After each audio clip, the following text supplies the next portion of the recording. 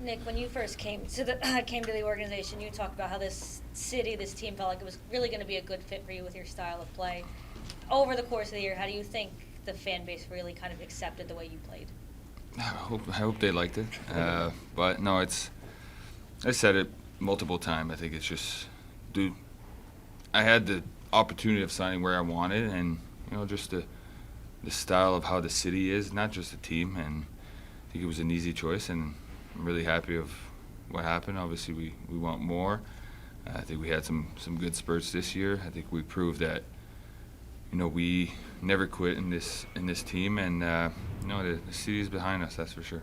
Nick, when you were brought in and when we talked to Torts, he's mentioned that one of the big reasons why he wanted you here was to help foster the sort of culture that he's trying to build. I guess having gone through the whole season, where do you think the team is at in terms of building that winning culture? Well, I hope we did. I'll say I think we grew a lot, but at the same time, I wasn't here in the past years. But I think we proved that we're a hard team to play against, and everybody's back. I think that's the main thing. Everything about fighting is a thing that I love doing, but I don't think it's just that. I think the maturity of the kids, and my job is just to bring them more confidence of trying to make plays, and we got some guys that chirps a lot too on the bench, so I think it's funny because I'm able to respond to that at the same time, but I want them to feel free of saying what they want and playing the way they have, and if there's something that happens, then I'm there for them, and I think we have a lot of guys that prove that they can do that as well. I think Beezer had a few fights. You got Nick that nobody wants to mess around with him too, and at the beginning of the year you had Macker and you bring back Lemieux. I think it's you remember back in the days this was a scary team to play against, and we're trying to do that, but at the same time we're trying to be a good hockey team and compete.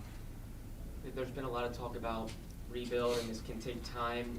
Have you been on a team maybe in the past where there weren't expectations and it actually sped up quickly? Yeah, my first probably 3 years in Buffalo was that.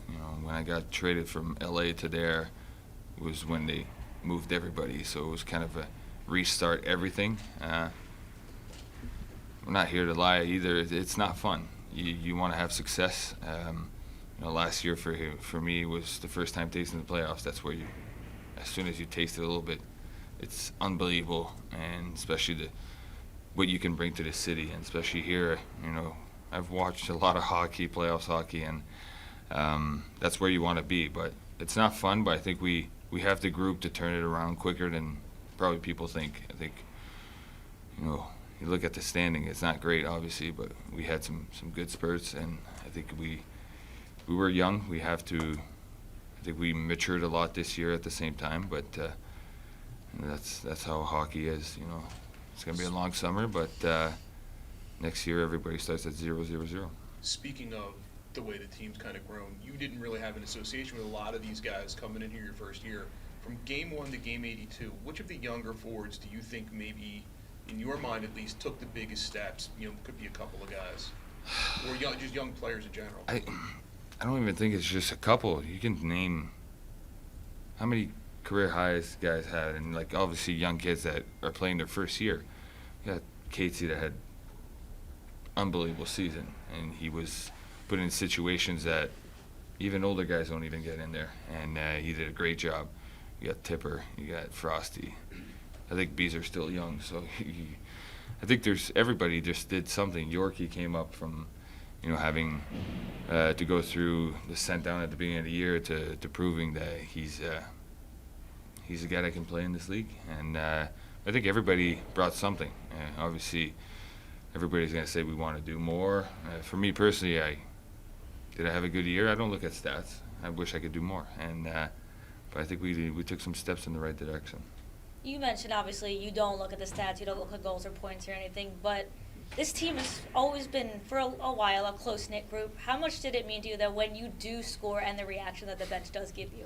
It's been like that my whole career. I don't know. I think they don't believe in me when I score. But no, it's I said it from probably day one in my career to now that I'd rather probably fight than have a goal. But when you score, it's see the reaction. It's funny, and I think I'm a guy that kind of fits in the room and have fun with everybody, and interact with everybody all year, and but it is fun to see those guys laugh. You said you guys have some guys that like to chirp. Is there any guy that maybe talks a little more than you thought he would? Well, obviously I was new here, but I didn't know that Lotz had some unbelievable comments. And no, he plays with grit and everything. It's funny, but man, sometimes he says things that it's just you can't say it, but it's great. It's just great stuff. Nick, when you look at the way the game is played today, whether it's 18 teams and 20% or more on the power play, 23 teams or 19% or more on the power play, and your role is a physical role. As your career has gone along, has it gotten that much more important to walk that discipline line where you're going out and taking somebody with you? Yeah, this league's a special team league for sure.